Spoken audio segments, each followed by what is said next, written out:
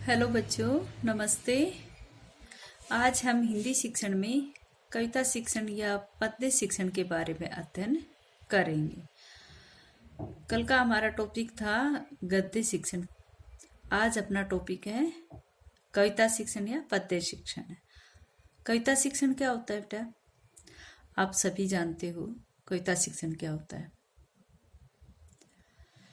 कविता जो होती है, माना जाता है कि मनुष्य जो है वो एक संवेदनशील प्राणी है और संवेदनशीलता की अनुभूति उसे सौंदर्य के माध्यम से ही होती है।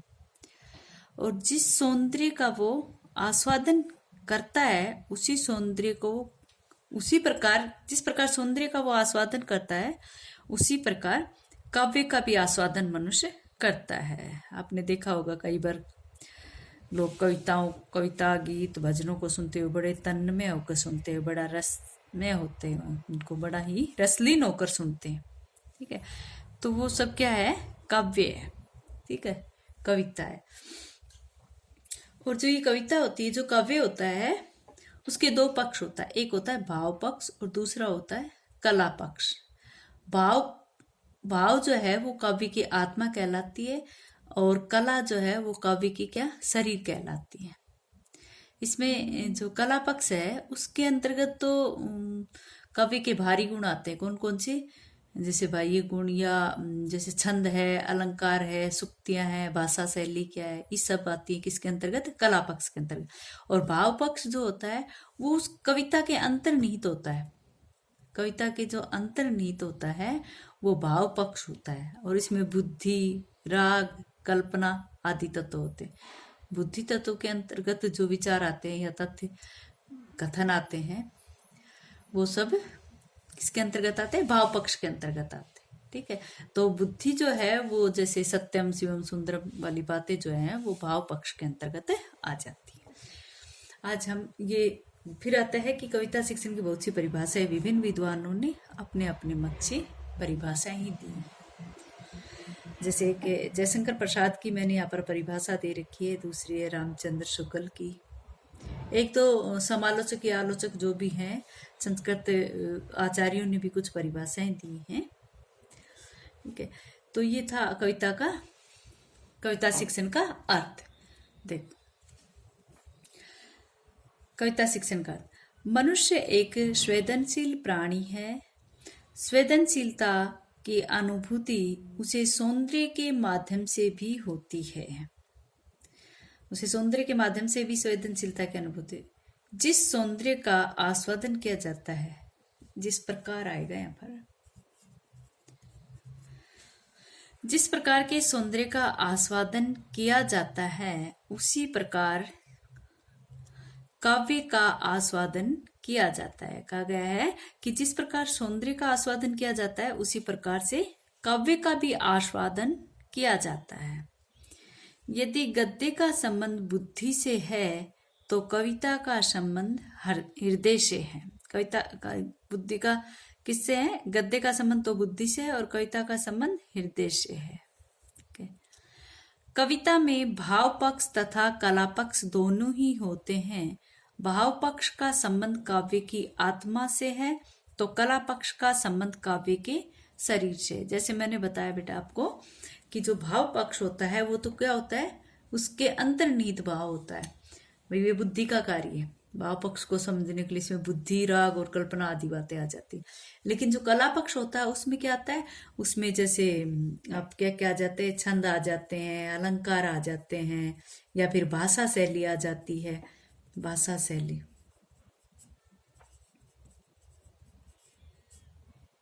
भाषा शैली या जैसे एक क्या आती है उसमें? सुक्तियां आती, किसके अंतर्गत आ जाती है?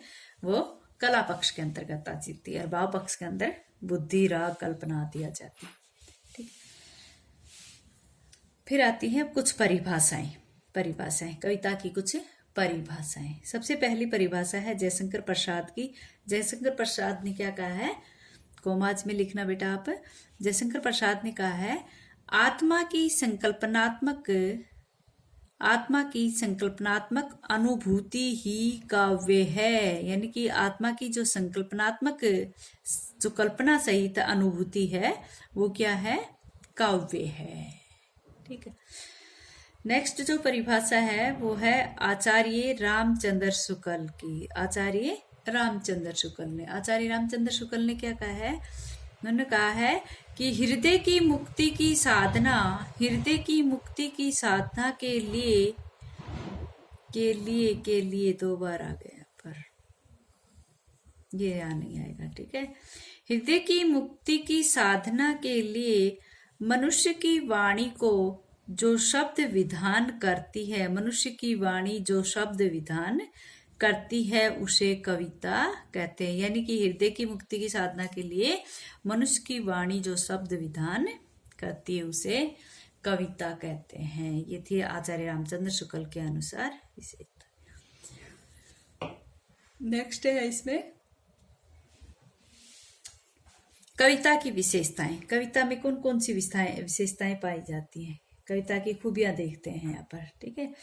तो सबसे पहली इसकी विशेषता है संगीतात्मकता। संगीतात्मकता का मतलब क्या है बेटा? जो भी कविता है उसमें संगीत जरूर होगा। संगीतात्मकता, वो कवि कैसा जिसमें लय गति न हो ना। तो कहने का अर्थ है कि संगीत जो है वो कविता की हृदय गति होती है। लय, ताल, स्वरों का जो आरोह अवरोह होता है वो कविता के भाव को उभारता है। ठीक है। जो लय हो, ताल हो या स्वरों का जो आरोह अवरोह है वो कविता के भाव को प्रकट करता है।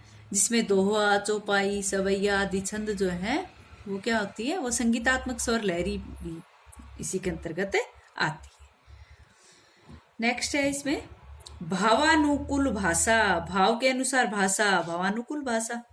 भावानुकूल का मतलब क्या है? कि भाषा वाक्य के भावानुकूल होनी चाहिए। भाषा जो है, जो भी वाक्य बोला जाता है उसके भाव के अनुसार ही होनी चाहिए। कविता की जो भाषा है वो किसके अनुसार होनी चाहिए? कविता की भाषा पर अधिकार तभी होगा जब वो क्या करेगी? अपने भाव के अनुसार ही भाषा बोलेगी। उसमें जो अंतर्निहित भाव होता है उसी के अनुसार भाषा बोलेगी। जो भावों की जो प्रबलता होती है उसको भी उचित शब्दों को प्रदान करने होते हैं। जो भावों की प्रबलता होती है उसको भी उचित शब्द प्रदान कौन करती है? कविता करती है। ठीक। नेक्स्ट है अनुभूति। नेक्स्ट क्या है? अनुभूति की प्रबलता। अनुभूति की प्रबलता, जब व्यक्ति को अनुभूति होती है, अनुभूति की जो तीव्रता पर जब पहुंच जाता है तब भावना व्यक्ति को भाषा द्वारा अभिव्यक्त करता है। जो अनुभूति की प्रबलता होती है वो क्या करती है? जब व्यक्ति को अनुभूति की तीव्रता होती है तब भावना जो है वो व्यक्ति की भाषा द्वारा अभिव्यक्त होती है, अभिव्यक्ति को प्रेरित करती है और व्यक्ति उस प्रकार से व्यक्त करता है। ठीक है। जिस व्यक्ति के जैसे विचार होंगे वैसी उसकी अनुभूति होगी और अनुभूति से उत्पन्न कविता होगी। ठीक है। जैसे विचार वैसे अनुभूति और अनुभूति के अनुसार व्यक्ति की कविता होगी। ठीक है। नेक्स्ट है इसमें सरसता। सरसता, रस व काव्य परस्पर आधारित होते। किस पर? सरसता पर आधारित होते। रस को काव्य की आत्मा कहा जाता है, इसलिए रसरात्मा काव्य से कहा जाता है ना। तो जो रस होता है वो काव्य के अंतर्गत होता है। रस और काव्य परस्पर एक दूसरे पर आधारित होता है, तो सरसता होना वाणी में बहुत जरूरी है। ठीक है। नेक्स्ट है सजीवता। सजीवता क्या होती है? प्रत्येक व्यक्ति का जो उद्देश्य होता है वो क्या होता है? कि सुख से जीवन व्यतीत करे। और कभी कभी व्यक्ति को क्या करना पड़ता है? जीवन में बहुत सी समस्याओं में उलझना पड़ता है। तो ये सब जो सारी बातें हैं, उदाहरण के तौर पर जैसे कोई भी पारिवारिक जटिलता हो या कोई भी समस्या हो, तुलसी महाकाव्य में जैसे रामचरितमानस में उन्होंने वर्णन किया था, उसी प्रकार से उस बात का वो वहां पर सजीवता से वर्णन करता है कि वास्तव में जैसे साक्षात वहां पर वो बातें हो रही हों। तो वो सजीवता भी किस में होती है? कविता में होती है। ठीक है। नेक्स्ट है छंदोबद्धता। छंदोबद्धता, कविता में जो लय, ताल, गति व संगीत आदि जो होते हैं वो क्या होते हैं? वो छंदोबद्धता होती है। छंदों के जो विराम होते हैं, या फिर जहाँ पर ठहराव होता है, या फिर लय, गति, ताल जो भी होती है वो सब किसमें होती है? ये गद्य में नहीं पाई जाती, पद्य में ही पाई जाती है। ठीक है, तो छंदोबद्धता यहाँ पर काव्य की। नेक्स्ट है स्थायित्व। कविता में स्थायित्व होना चाहिए, क्योंकि वो क्या करते हैं, स्थायित्व कहते हैं। जैसे ये माना जाता है कि कविता जो है वो दुख को दूर करती है, सुख की अनुभूति कराती है। ठीक है, तो एक शाश्वत नियम है कि प्रत्येक व्यक्ति सुख में रहना पसंद करता है, दुख को दूर करता है और सुख में रहना पसंद करता है। और प्रत्येक व्यक्ति क्या करता है, वो सुख में रहना पसंद करता है। तो कहने का अर्थ है कि जो जो भी स्थायित्व है वो कविता के अंतर्गत होना चाहिए। जब कविता रसास्वादन करती है तो कई बार व्यक्ति अपने अपने जो मानसिक कलेश है उसको भूल जाता है। ठीक है, तो ये शाश्वत नियम यहाँ पर लागू होता है कि व्यक्ति हमेशा सुख को पसंद करता है, और कविता में उसको स्थायित्व, वो कविता में क्या होता है, दुख दूर होता है और सुख की अनुभूति व्यक्ति को होती है। तो ये इसका स्थायित्व का गुण है। अच्छा बच्चों, आज इतना ही।